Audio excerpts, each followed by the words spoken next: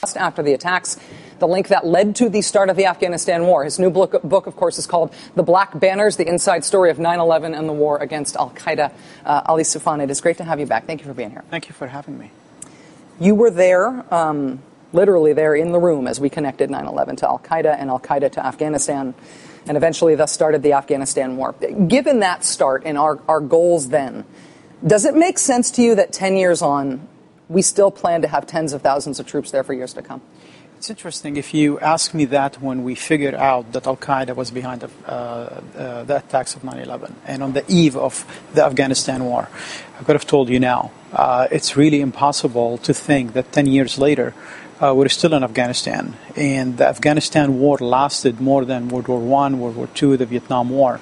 This is really interesting phenomena. And as you mentioned, it's a new charted water for us. When you think about this as a counterterrorism specialist, and you as an FBI special agent really became a counterterrorism operative at the highest levels, the whole idea of why we are still there in Afghanistan is counterinsurgency, is the idea that our presence will provide security and essentially build up Afghan institutions so that the Afghan people want their government more than they want this insurgency, and that will have an effect on whether or not that society still produces terrorists that can pose a threat to us. Do you see those things as linked? Do you believe that argument? Does it work for you? No, I truly don't believe that argument, especially when it comes to Afghanistan. I don't believe in the argument of nation-state building in Afghanistan. You know, Afghanistan is divided into many different factions, many different tribal factions, many different ethnic factions. You have the Uzbeks, you have the Tajik, you have the Hazara, who are Shiites. You have the Pashtun. The Pashtun tribes, they are divided between northern Pashtun and southern Pashtun. And if you look at the landscape 10 years later, of at least from the insurgency side, you have the Taliban. And not all the Taliban are Mullah Omar Taliban. There are different factions based on tribal and clans and so forth. But also there's the Haqqani network. And the Haqqani network don't actually represent Haqqani network. They are the proxy for Pakistan and the ISI in Afghanistan. So there's a lot of regional issues that we have to take into consideration, a lot of tribal issues that we have to take into consideration, a lot of ethnic issues that we have to take into consideration. For example, the Hazara, their loyalty is to Iran, and Iran has a lot of control over them. The Uzbeks, they have very strong relationship with Russia. The Tajik, they have very strong relationship with Tajikistan and with different allies that they have in Central Asia. Haqqani, Jalaluddin Haqqani.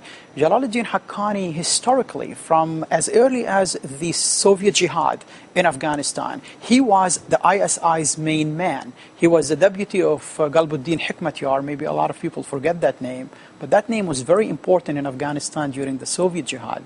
And after the Soviets left Afghanistan in 1989, the leaders of the Mujahideen start fighting with each other. The Pakistanis said, look, we cannot tolerate this is happening in Afghanistan because Afghanistan is a strategic depth into Pakistan. So they created what we know the Taliban today under Mullah Omar. And the moment they created the Taliban and the Taliban took over Kabul and defeated all the other leaders of the Mujahideen, immediately Haqqani switched alliances and he became part of the Taliban because the ISI asked him to be part of the Taliban, and Mullah Omar gave him a position as a minister for tribal affairs in the very first Taliban government. So now the strategy that we have in Afghanistan is basically a strategy to pull out in 2014.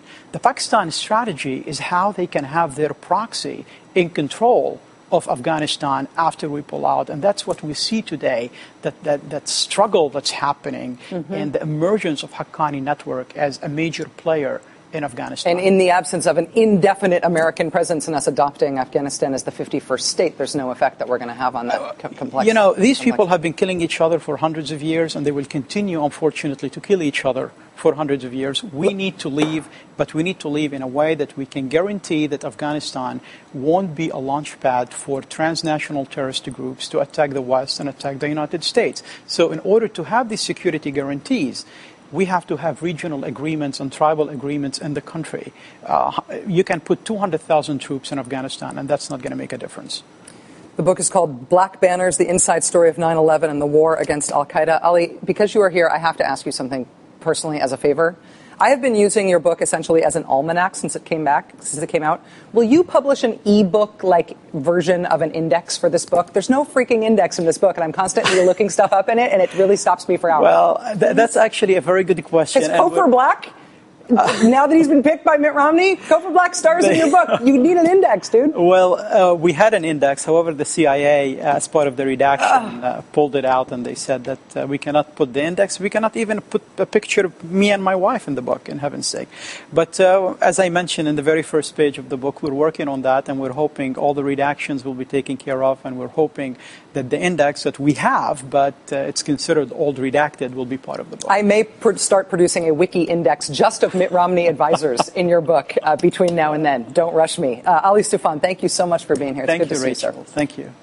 You probably do not know a 96-year-old lady from Tennessee named Dorothy Cooper, but after you meet her in a moment, you will not forget her, nor will you be able to forget how important her story is about who's going to be the next president. Stay with us.